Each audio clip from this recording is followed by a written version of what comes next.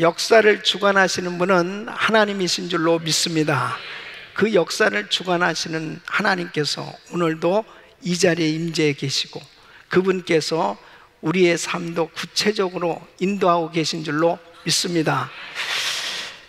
잠언 16장 9절에 보면 사람이 마음으로 자기의 길을 계획할지라도 그 걸음을 인도하시는 분은 여호와시니라 그랬습니다.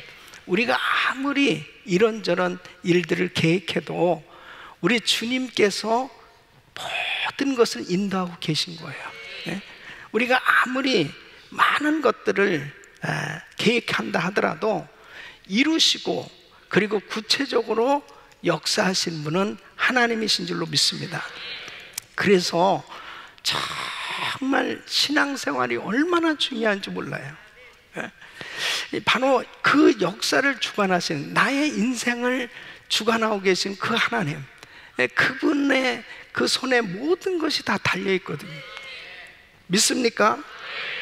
그러니까 오늘 이 말씀을 통해서 다시 한번 하나님께서 지금 어떻게 역사를 주관하고 계신지, 그 하나님의 그 세심한 인도하심, 그 주님의 음성을 들을 수 있다면 우리 인생도 승리하는 삶이 될 줄로 믿습니다.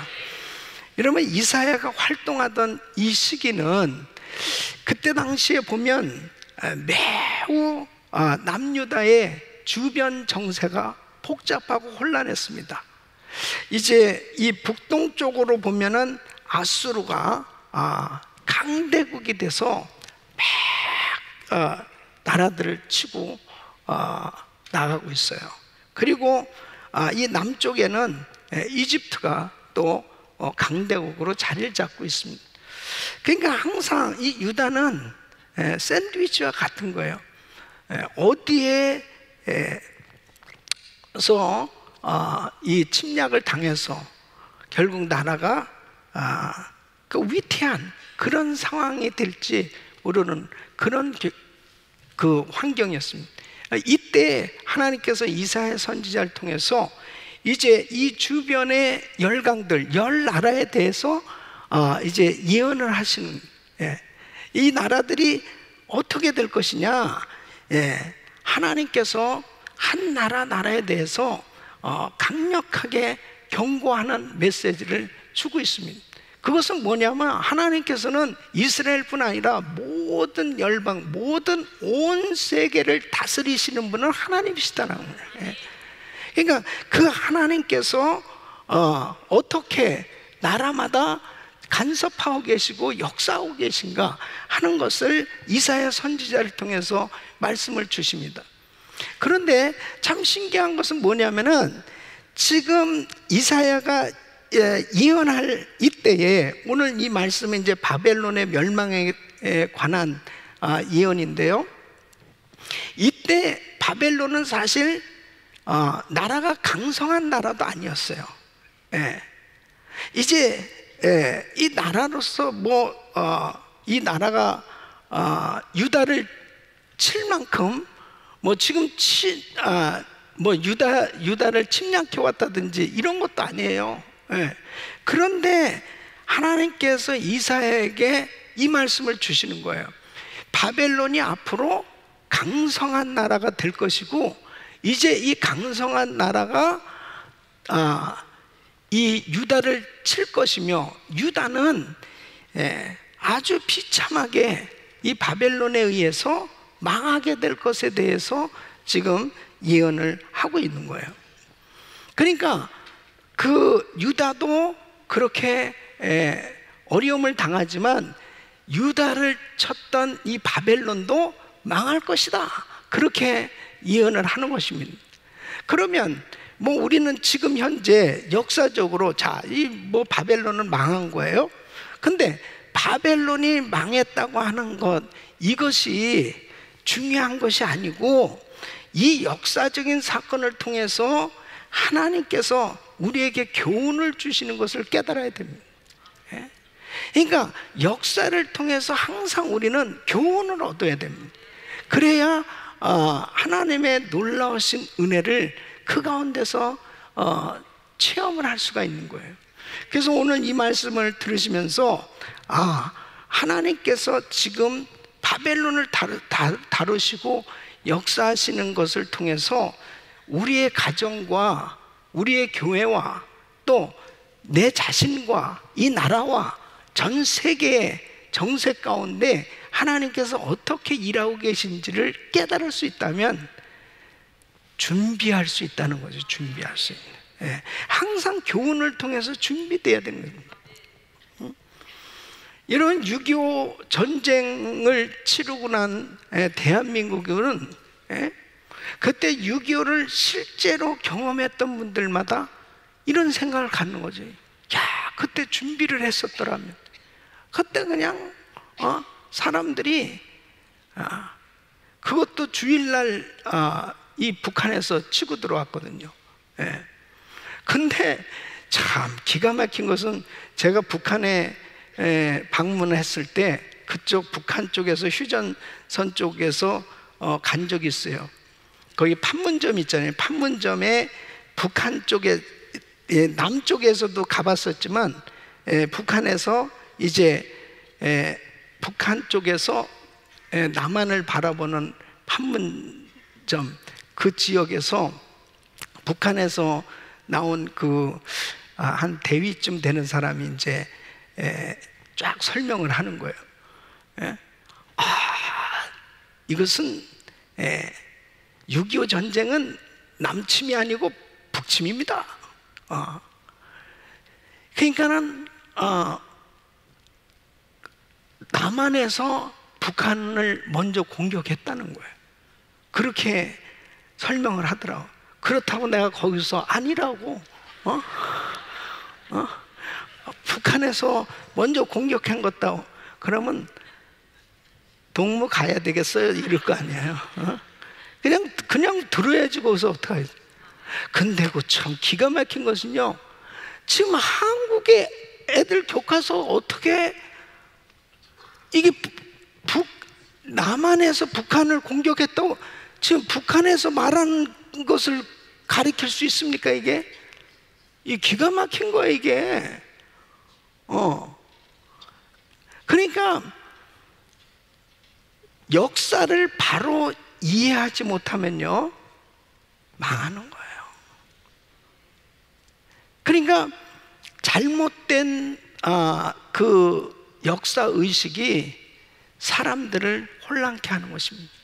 그러니까 뭐 여기 지금 우리 장로님들이나 연세 좀 많으신 분들은 6.25 전쟁을 경험하신 분들은요 정말 얼마나 처참한 그렇게 비참한 그 공산당이 얼마나 악랄하고 얼마나 무참하게 그렇게 공격을 했으며 나라가 다 망할 뻔했잖아요. 유엔군의 도움이 아니었으면 지금 한국은 완전히 적화가 되어서 공산국가가 됐을 거예요.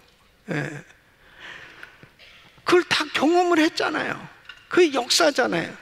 근데 그것을 제대로 모르는 그러한 아이들은 어떻겠습니까? 이게 북침인가 남침인가? 이러면 어떻고 저러면 어때? 이런 식으로 되는 이게 기가 막힌 거 아니에요? 그러니까 역사가 그렇게 중요한 겁니다. 지금 바벨론이 약체 국가예요. 아수르에 비하면 굉장히 약체 국가인데 이 약체 국가가 이제 점점 강대국이 돼서 결국 유다를 치게 될 거라는 거예요. 유다를 치지만은 결국은 이 바벨론도 멸망당하게 될 것이다. 이것을 지금 이사야 선지자를 통해서 앞으로 먼 미래에 일어날 일을 지금 예언하고 있는 것입니다.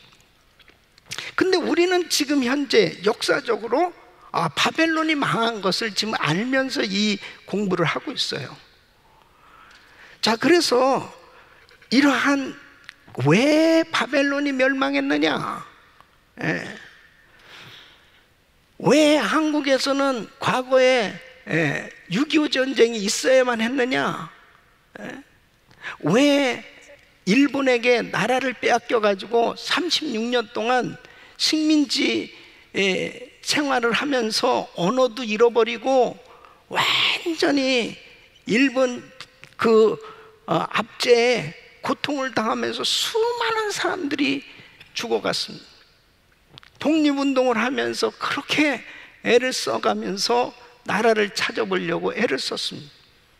그런 역사들을 제대로 인식하게 되면 정신을 차려야 되겠구나, 깨어 있어야 되겠구나, 이런 것을 알 수 있게 되는 거예요. 이게 이 역사를 통한 교훈이에요. 여러분, 우리는 대한민국만 하더라도요, 97년, 98년도에 IMF로 완전히 거지 나라가 됐었습니다. 대한민국은. 그래서 그때 얼마나 많은 사람들이 금을 모으고요, 그래서 정말 그 어려운 IMF를 극복했거든요. 근데 또 언제 그런 일이 있냐는 듯이 또 싹 잊어버리는 거예요. 근데 그러한 역사를 이해하는 사람들은 교훈을 막 얻게 되니까 깨어있게 된단 말이에요. 깨어있게. 그래서 우리가 오늘 이 공부를 하면서 왜 바벨론이 멸망하게 되는지, 이러한 것들을 통해서 다시 한번 우리의 신앙을 점검해보고 하나님과의 관계에 아름답게 잘 세워질 수 있기를 예수 이름으로 축원합니다. 자, 이사야는 이미 13장에서 바벨론의 멸망에 대해서 예언했었습니다. 자, 13장 19절에 보면 열국의 영광이요 갈대아 사람의 자랑하는 놀이개가 된 바벨론이 하나님께 멸망당한 소돔과 고모라 같이 되리니 그랬습니다. 그러니까 바벨론이 당시 최강대국이었던 아수르에 비하면 진짜 약체국가지만은 이 열국의 이 영광으로 등극하게는 그렇게 먼 미래에 대단한 나라가 됐잖아요. 사실 바벨론이 이렇게 대단한 나라였었지만은 결국은 쇠퇴하고 망하게 될 것이다, 그것을 말씀하고 있습니다. 그래서 1절 말씀 보면, 자, 1절 우리 한번 같이 읽어보겠습니다. 시작. 해변 광야에 관한 경고라, 적병이 광야에서 두려운 땅에서 남방 회리바랑 같이 몰려왔도다 그랬습니다. 이 바벨론의 위치가 사실 해변은 아니에요. 근데 이 티그리스 강과 유브라데스 강 사이에 있었고, 이 바벨론이 시작된 곳이 마치 큰 강들로 둘러싸여 있으니까 해변이라고 하는 말을 지금 사용하고 있는 거예요. 그래서 이 2절 말씀을 보면은 혹독한 무시가 내게 보였도다. 주께서 가라사대 때 속이는 자는 속이고 약탈하는 자는 약탈하도다. 엘람이여 올라가고 메대여 애워싸라. 그의 모든 탄식을 내가 그치게 하였노라 하시도다. 이 엘람은 이제 이 바사 페르시아를 의미하는 것입니다. 그리고 이 메대는 이 페르시아와 연합한 세력이요. 그래서 메대 바사는 이 페르시아 나라가 되는 거죠. 이 세력이 이제 결국은 바벨론을 치게 되게 되는 것을 볼 수 있습니다. 여러분, 바벨론이 얼마나 강성한 나라였습니다. 도무지 망할 수 없다고 생각한 나라가 바벨론입니다. 바벨론 성은 무너질 수 없다고 생각했어요. 그런데 결국은 이렇게 무너지잖아요.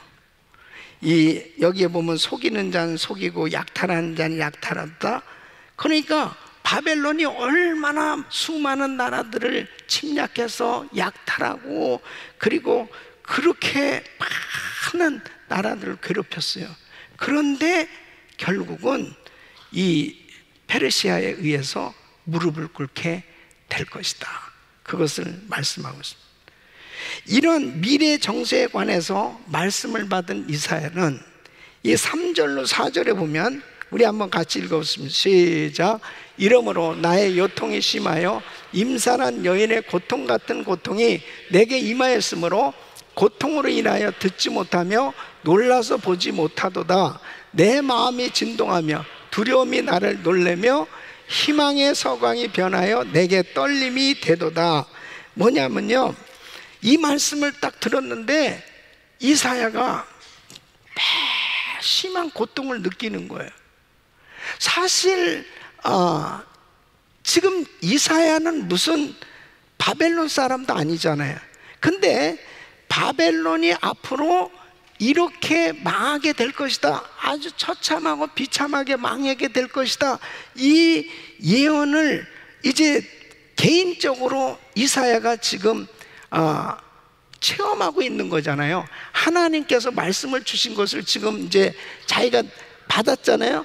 이 받으면서 마치 자기가 바벨론 사람처럼 막 고통스러운 거예요. 괴로운 거예요. 여러분, 먼저 하나님의 말씀을 받게 되잖아요. 그러면 참 좋은 말씀을 받으면은 막 기쁨이 충만하겠죠. 그런데 앞으로 어떤 불길한 그런 정말 하나님의 진노의 말씀을 받는다고 한번 생각해 보세요. 그것은 보통 괴로운 게 아닙니다. 예. 에레미야가 자기 생애에 그렇게 유다가 회개하지 않으면 망한다, 회개하지 않으면 망한다, 끊임없이 하나님께서 계속 그 메시지를 주시는데 이 사람들이 무슨 나라가 망하느냐고, 망하게 뭘 망하느냐고 그러면서 희죽희죽거리면서 오히려 이 에레미야를 핍박하는 것입니다. 감옥에다 가두고 막 힘들게 미치겠는 거죠 뭐. 그러니까 에레미야가 내가 이제 더 이상 나 말씀 안 전해, 이제 나 말씀 안 전해. 그러면 다시 그 마음이 불붙는 것 같아서 견딜 수가 없다는 거예요. 말씀을 전하지 않을 수 없다는 거예요. 여러분, 어떤 때 보면요, 정말 이렇게 하나님의 말씀을 증거하잖아요. 그러니까 오늘도 또 이 말씀을 준비하고 기도하고 그러면서 또 성도님들을 생각하고, 저는 이 말씀이 저하고 우리 성도님들하고 관계가 없으면은 무슨 의미가 있겠습니까? 무슨 지식 전달을 하기 위해서 이 시간 모이는 게 아니거든요. 하나님의 음성이 전달되기를 원하는 거예요. 하나님께서 나한테 주시는 말씀, 내게 주시는 말씀이 되어야 하나님의 역사가 일어나는 거예요. 그러니까 주의 음성을 전달하는 그런 그 심정에서 성도님들을 위해서 기도할 때 정말 어떤 경우에는 하나님이 이 말씀을 증거하시는데 이 말씀이 자기 것이 딱 된 사람에게는 축복이 되는 거죠. 네, 축복이 되는 거예요. 그러니까 먼저 이사야가 이제 앞으로 바벨론이 어떠한 일을 겪게 될 것을 자기가 먼저 받으니까 그 고통과 두려움이 자기에게 엄습해 오는 것입니다. 네. 이게 말씀을 경험하는 시간이에요. 여러분, 베드로가 말씀을 증거했어요. 예, 예루살렘에 수많은 사람들이 모였습니다. 너희가 예수를 죽였다, 너희가 예수를 죽였어. 바로 예수는 메시아요, 예수는 그리스도시요, 그분을 바로 너희가 죽였다 그러는데 그 말씀을 듣는 사람들 가운데 마음에 찔리는 사람이 있었어요. 마음에 찔리는 사람은 가슴을 찢으면서 형제 어찌할꼬, 형제 어찌할꼬, 이런 사람이 나오는 거예요. 형제 어찌할꼬. 그러니까 바로 회개하여 죄사함을 받으라. 그리하면 성령을 선물로 받으리니. 그래. 그 사람은 변화받잖아요. 그 사람은 구원받은 거. 그러나 스데반 집사님이 말씀 증거하는데 돌을 들어서 스데반을 내리치는 것입니다. 그러니까 가슴을 찢으면서 회개하는 사람이 있고 돌을 던지는 사람이 있는 거예요. 하나님의 말씀을 들을 때 정말 마음을 찢을 수 있기를 바랍니다. 나에게 주시는 하나님의 말씀이 될 때 그때 막 하나님 앞에 회개가 되거든요. 그러니까 변화의 역사가 일어나는. 그러나 틱틱거리면서 돌을 던지는 그런 사람들은 결국 회개가 안 이루어집니다. 교만한 거죠. 그러니까 결국 아무런 역사가 일어나지 않는, 사단이 그 가운데 시험을 가져다 주고. 그래서 이사야는 미래에 일어날 것을 보면서 자기가 막 고통스러워하는, 바벨론이 앞으로 될 일들을 보면서 안타까운. 이미 13장에 이사야는 이 사실을 예언하고 있어요. 이사야서 13장 7절로 8절 보면, 그러므로 모든 손이 피곤하며 각 사람의 마음이 녹을 것이라. 그들이 놀라며 괴로움과 슬픔에 잡혀서 임산한 여자같이 고통하며 서로 보고 놀라며 얼굴은 불꽃 같으리로다.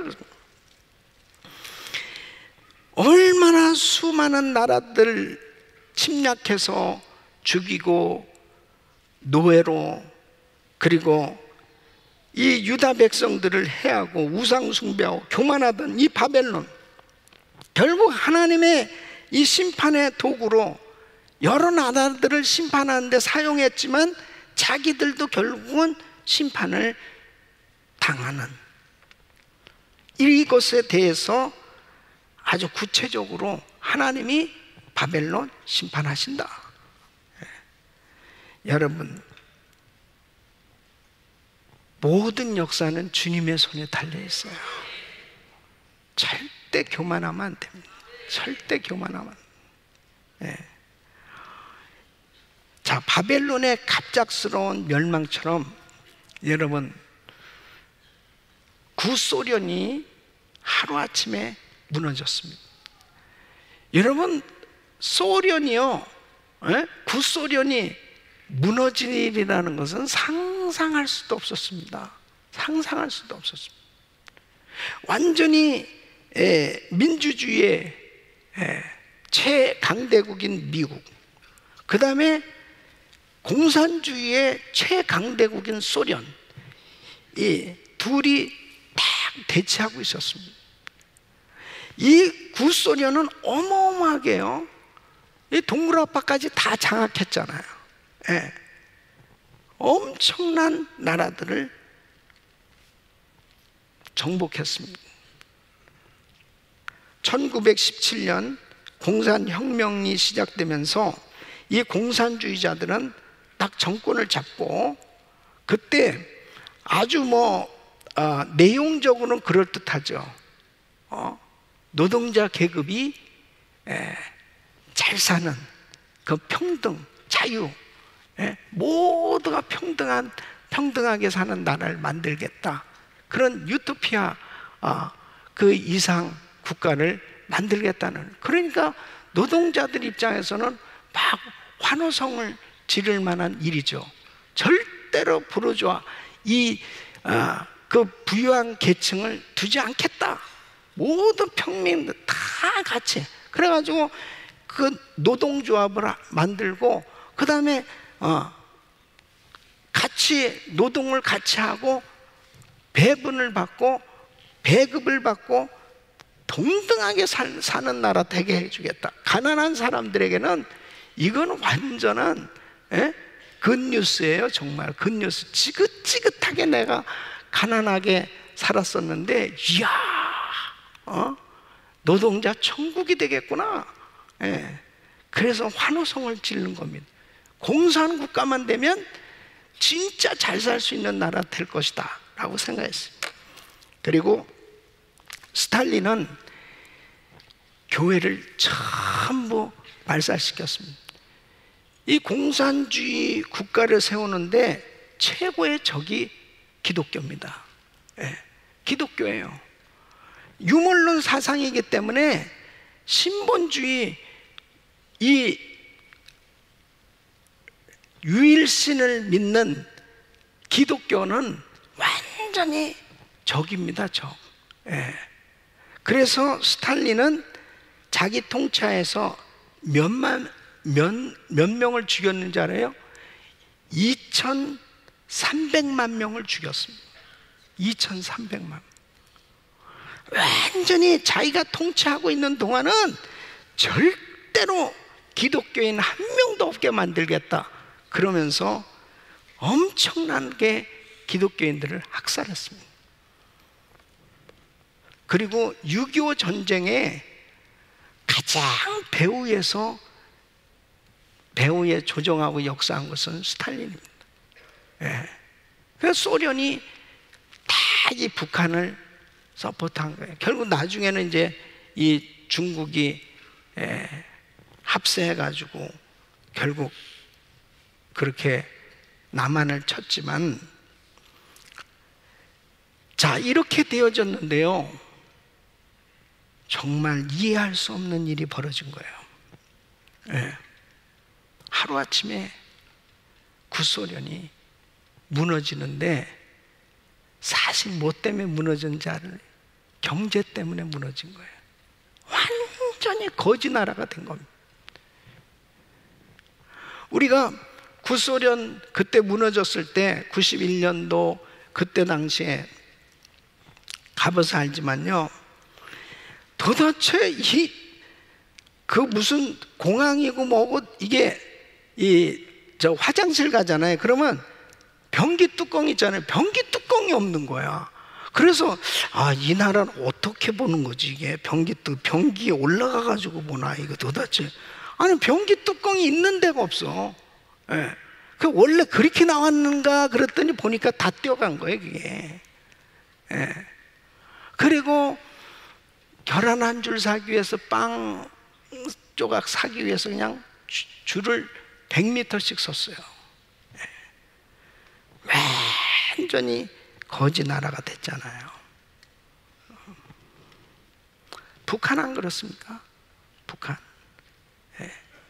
3대 세습을 하면서 평양 위에는 완전히 다 거지입니다.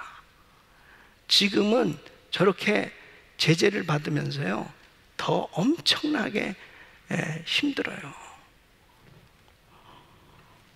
그러니까 구소련이 이렇게 무너지리라고 생각할 수 없었던 것처럼, 하나님께서 역사하시면 하루아침에 38선이 무너질 줄로 믿습니다. 주님의 손에 달린, 제 아무리 미국과 중국과 북한과 뭐 여러 군데서 지금 외교 여러 가지 하고 있다 하더라도 주님의 손에 달려 있어요. 자, 바벨론은 이런 심판을 면하고자 어떻게 하냐면 파수꾼을 세우고 방비를 합니다.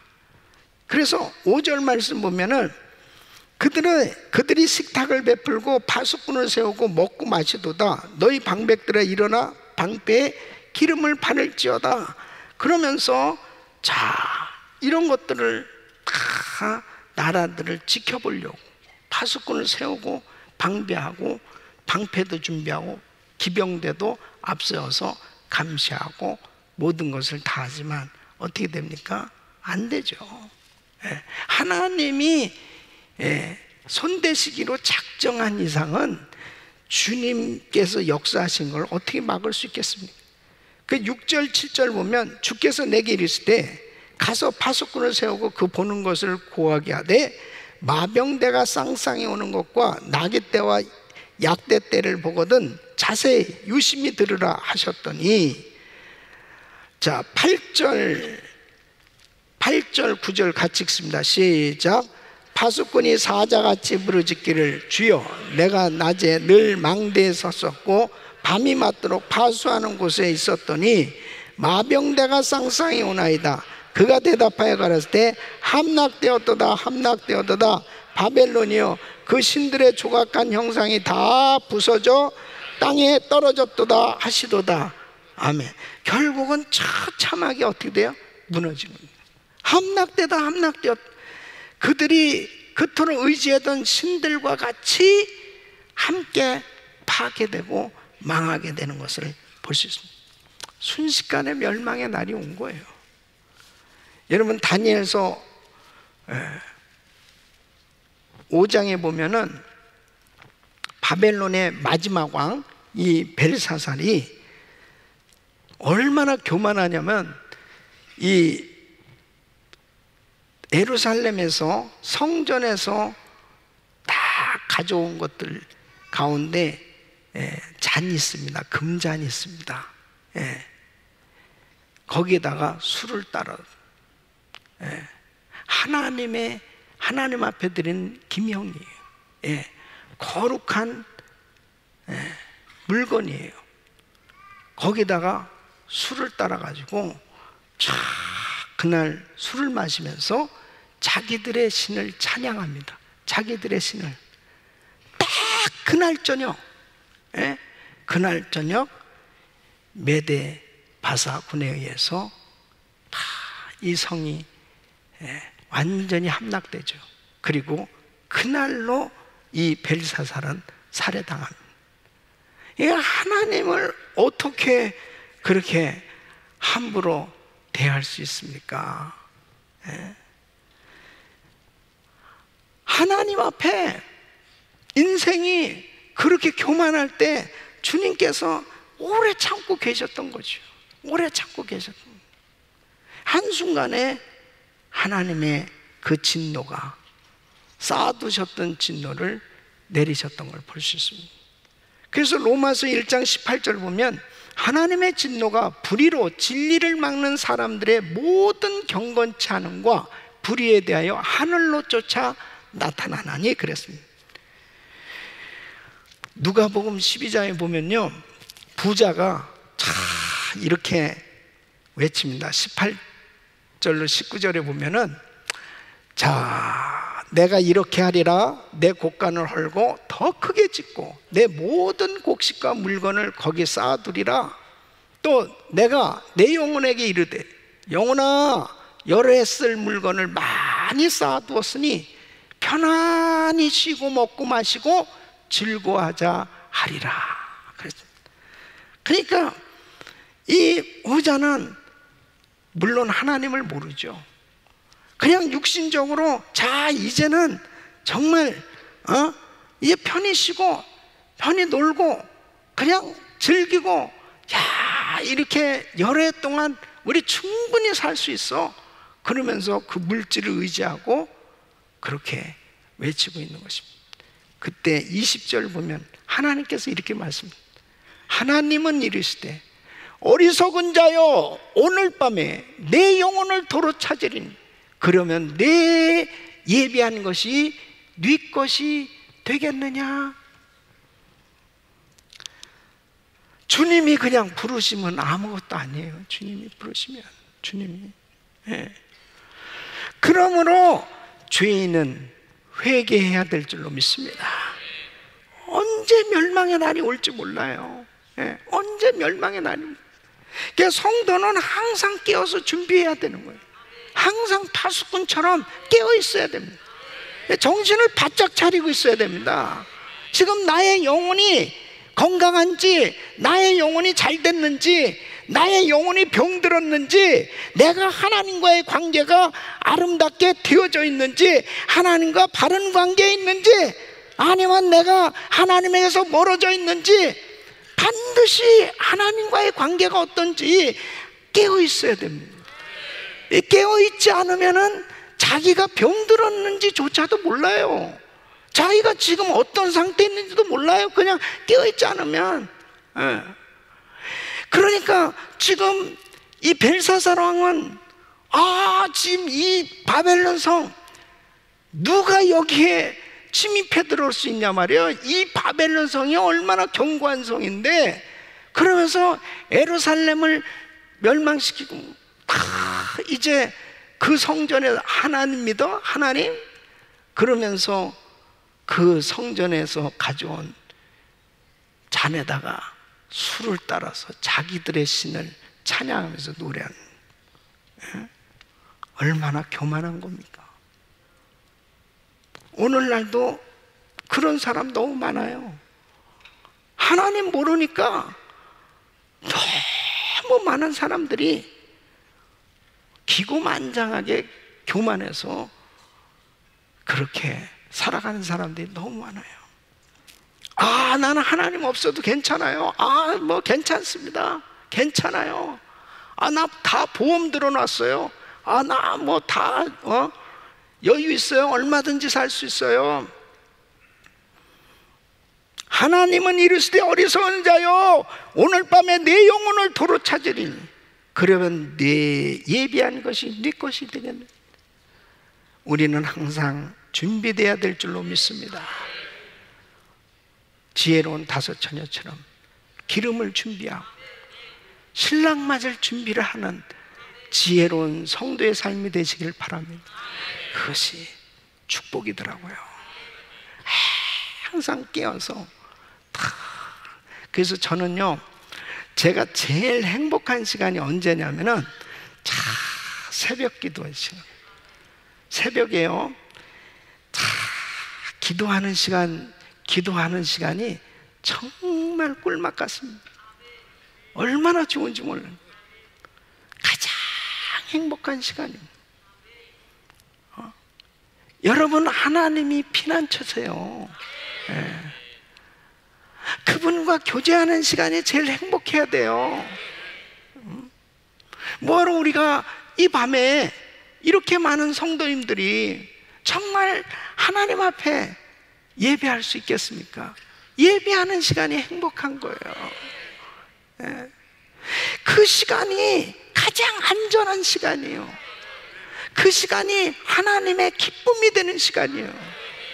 여러분, 찰스 핀이라고 하는 세계적인 부흥사가 있습니다. 이 찰스 핀이가 이제 변호사였습니다. 원래 그 변호사 개업을 준비하고 있었습니다. 근데 하나님의 음성이 들려오는 거예요. 핀이, 너 변호사 되면 무엇 할래? 부자가 되겠지요. 그 다음에는 은퇴하겠지요. 그 다음에는 죽겠지요. 그 다음에는 하나님의 심판이 있겠지요. 히브리서 9장 27절에 한 번 죽는 것은 사람에게 정한 것이고 그 후에는 심판이 있으니, 이 말씀에 마음이 떨리기 시작하는 것입니다. 하나님 앞에 내가 서야 되는데, 하나님 앞에 내가 서야 되는데 어떤 모습으로 설 것이냐 생각해 보니까 나는 지금까지 이기적인 생활하고 그리고 너무 공허하고 한 것이 없다는 그 생각 가운데 나는 하나님 앞에 설 자신이 없다는, 막 떨리면서 하나님의 영광을 위해서 살겠습니다. 그는 하나님 앞에 변호사로서 헌신했어요. 그 후로 50여 년을 복음 전하는 일을 통해서 얼마나 많은 영혼을 주님께 인도했는지. 여러분, 내가 하는 일을 통해서 하나님 앞에 깨어 있어야만 하나님 앞에 설 준비를 할 수 있는 것입니다. 깨어 있지 못하면 정신없이 삽니다. 정신없이 살아요. 저는 우리 성도님들이요, 영적으로 건강해지기를 간절히 축원합니다. 정말 건강해지셔야 돼요. 건강해져야만 하나님과 교제가 이루어집니다. 주의 말씀에 순종이 가능합니다. 그렇지 않으면요, 얼마나 작은 일에 너무 많은 시간을 낭비하고 너무 사소한 일에 그 어마어마한 하나님의 큰 일을 할 수 있는 기회를 망쳐버리는 사단의 시험에 넘어지게 되는 걸 볼 수 있습니다. 우리 사랑하는 성도는 깨어있기를 바랍니다. 지금 바벨론의 멸망을 통해서 이사야는 바벨론이 앞으로 지금 작은 나라지만 강성한 나라가 돼서 그 다음에 그 바벨론이 얼마나 많은 악행을 저지르고 그 다음에는 결국 하나님의 심판의 도구로 쓰임받다가 망하게 될 것까지 다 전체를 보고 있는 거예요.